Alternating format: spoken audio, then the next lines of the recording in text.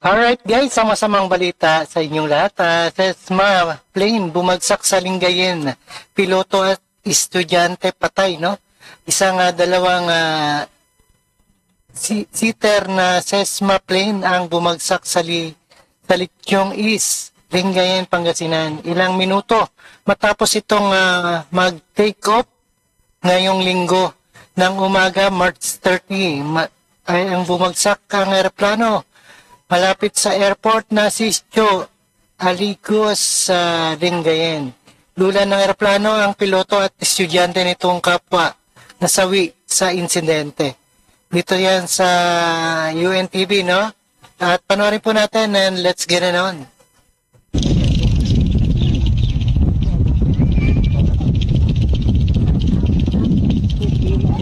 Yan po bumagsak sa Lingayen, no?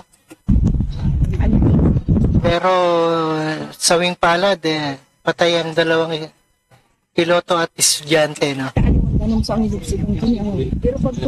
Baka tinuturuan na itong estudyante ng piloto.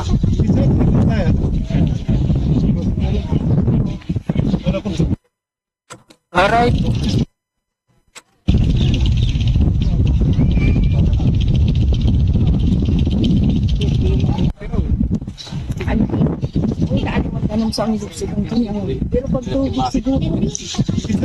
Alright guys, napanood at napakinggan po natin ang pagbagsak ng eroplanong Sesma plane na bumagsak sa Litchong East, Lingayen, Pangasinan. Alright, maraming salamat sa panonood pakinig dito kay Rob Trip and sayasagan sa ating reaction video dito kay Rob Trip TV. Alright, peace out.